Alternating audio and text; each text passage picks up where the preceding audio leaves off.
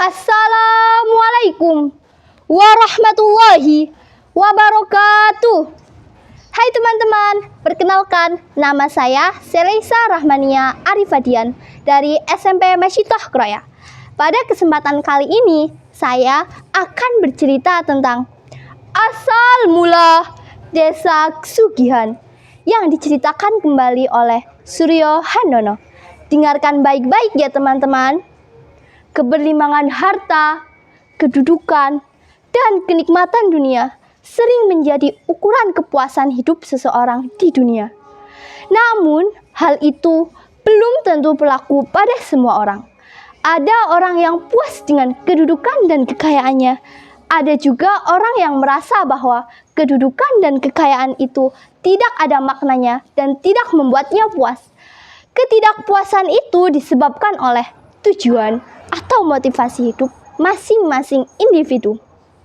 Keadaan seperti itu juga terjadi pada diri seorang raja di kerajaan Keling yang bergelar Prabu Bawana Keling.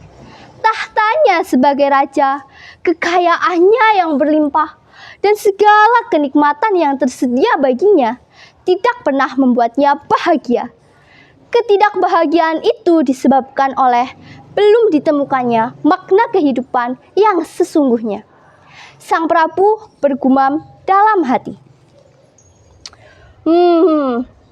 Apalah gunanya hidup jika tak mengetahui arti hidup ini. Oleh karena itu, Sang Prabu memutuskan untuk mencari makna kehidupan dengan meninggalkan semua gemerlap dunia yang dimilikinya. Ia berniat mengembara untuk mendapatkan apa yang selama ini tidak diperolehnya. Sang Prabu memutuskan untuk mengelilingi Pulau Jawa. Diam-diam, Sang Prabu meninggalkan kerajaan seorang diri.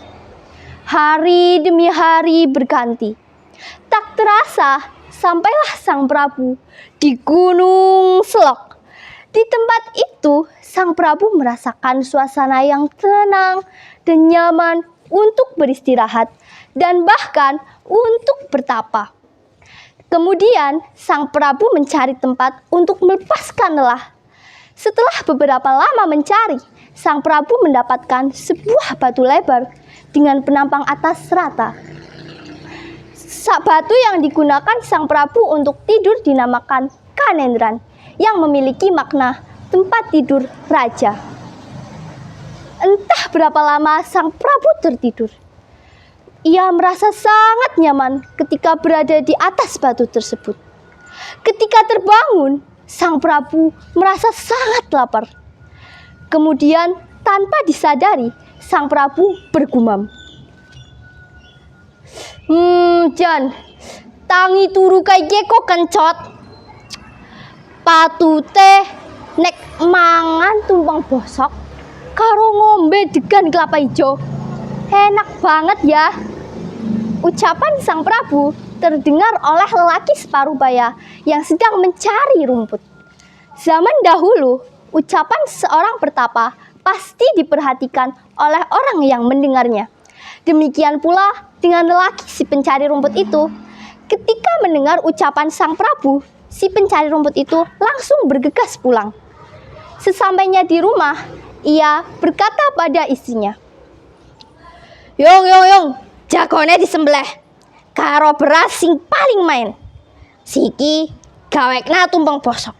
Aku tak ngepet degan kelapa ijo. Singkat cerita, si istri pencari rumput langsung mengerjakan apa yang dikerjakan oleh suaminya. Kemudian, setelah selesai, mereka segera menuju ke Gunung Selok untuk mempersembahkan tumpengnya kepada sang pertapa yang tidak lain adalah Prabu Bawana Keling. Menerima persembahan itu, Sang Prabu terkejut dan bertanya, dene sirane ngerti, nek aku lagi kepengin tumpeng bosok. Lalu si pencari rumput menjawab, Inggih Sang Sutopo, nalika sampean dalem ngendika, kula wonten sak ngandhaping sela kumala punika. Sambil mengangguk-anggukkan kepala, Sang pertapa menjawab, "Oh ya. Tumpeng bosok ye tak tampah. Matur nuwun banget ya. Jeneng pulung daharan ingsun. Wakul, rinjing, lan platokan degan kie aja pati-pati dibukak sakdurunge tekan rumah." Dengan segera si pencari rumput dan istrinya menjawab, "Inggih Sang Sutopo, ngestoaken dawuh." Karena hari menjelang malam, si pencari rumput dan istrinya segera pulang ke rumah. Sesampainya di rumah, mereka membuka wakul, rinjing, dan platokan degan tersebut. Seketika itu, mereka terkejut. Mata mereka terbelalak, mulut mereka ternganga tak bisa berucap. Ternyata di dalam wakul, rinjing, dan platokan degan tersebut berisi emas picis Raja Brana atau emas dan berlian. Seketika itu pula mereka menjadi kaya raya. Orang-orang menyebutnya dengan nama Kaki Sugih dan Nini Sugih. Diberi sebutan itu karena mereka berasal dari sepasang suami istri pencari rumput yang tiba-tiba menjadi kaya raya.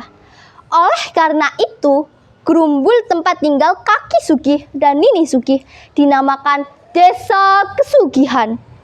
Setelah wafat, Kaki Sugih dan Nini Sugih dimakamkan di pemakaman umum depan PDAM Kesugihan. Dari cerita di atas dapat disimpulkan bahwa kita sebagai makhluk sosial harus saling tolong-menolong dalam keadaan apapun, terutama saat pandemi seperti ini. Terima kasih.